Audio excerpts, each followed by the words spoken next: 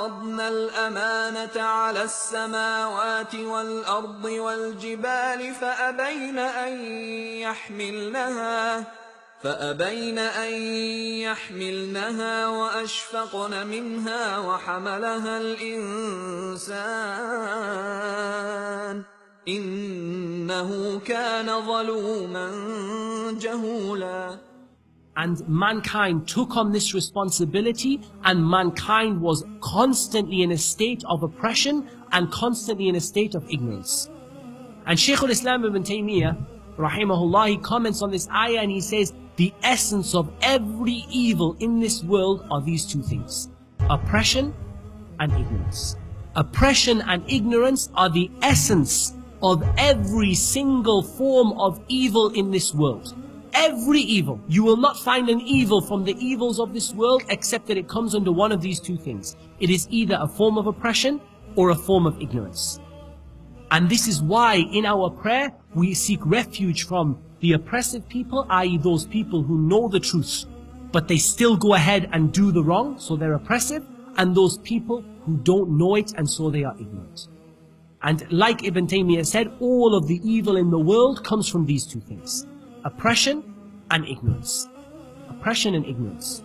So if we look at the state of mankind, if they don't embrace Islam, if they don't turn to Islam, if they don't correct their character by use of the means to correct it that are given to us in Islam, then what do they end up? They end up in a state of oppressing by when they know the truth and they don't do it, or a state of ignorance where they don't know the truth in the first place.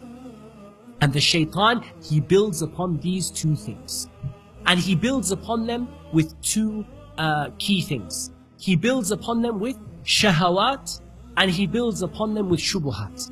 So as for the issue of dhulm, of oppression, the shaitan builds upon this oppression by the means of shahawat, your desires.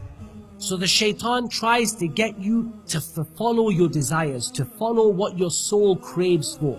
At the end of the day, how many of you, you find like your soul craves when you're lazy, you don't do anything, you don't want to go out and go to work, you just want to eat food, and you just, you have your desires from relationships, men and women, and you have your desires from, the food that you eat, and you have desires from wealth and status and power. These kind of desires that can be at odds with Islam, that can be against Islam, the shaitan, he wants you to follow them, and this is the dhulm that the shaitan wants you to do to yourself, the oppression the shaitan wants you to do to yourself. And on the other side, on the side of ignorance, the shaitan, he has shubuhat. He spreads false ideas and false notions. He spreads misguidance amongst the people. Things that you hear it and you think that it's true, but it's not true. And the shaitan uses these to make you ignorant and to make you turn away from the path of Allah Azza wa Jalla. So how do we combat these two things? Because all of the traps of the shaitan, they come down to these two things. Either they come down to desires and oppression, or they come down to ignorance and misguidance. That's all of the traps of the shaitan come down to these two things. So what do we use to combat each one?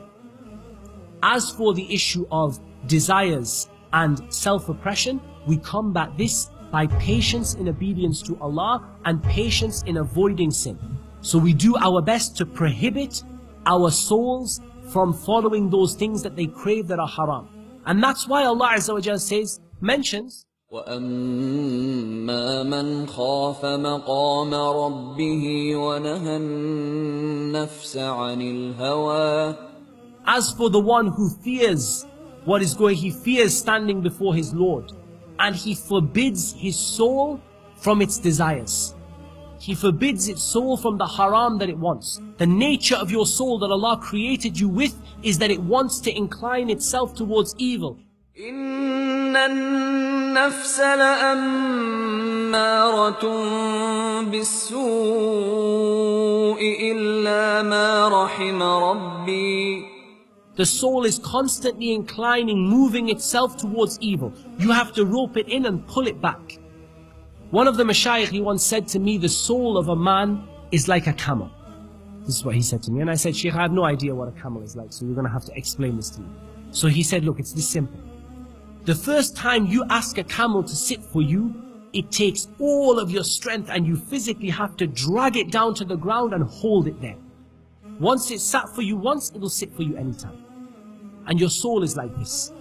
So the first time you have to get your soul away from something that it craves. Let's say you're addicted to a kind of a drug, or you're addicted to something haram, or you're in a haram relationship and it's a kind of an addiction. Your soul is finding some kind of peace and your soul is finding some kind of happiness from it. The first time you pull yourself away from that, it's going to be hard. It's going to be like dragging the camel to the ground. It's very, very physically demanding. It's very hard. But once you've got your soul used to it, your soul will behave. Just like the camel will behave. A couple of times you have to drag it to the ground and then it will behave itself. Your soul is the same. A few times you have to drag your soul to the ground and force it to obey you, and then after that, it will behave itself. So this is an example of how we combat desires and we combat self-oppression. How do we combat ignorance and misguided notions and false beliefs that are spread amongst the people? We combat these by getting knowledge in Islam. So we can summarize our method against the shaitan, against the traps of the shaitan, that we get knowledge and we act upon it and we call others to it, and we are patient as a result of what happens to us when we do so. We are patient in doing good deeds and patient in keeping away from evil deeds and patient upon what befalls us from the qadr and the qada of Allah subhanahu wa ta'ala when we do that. So this is our basic methodology against the traps of the shaitan.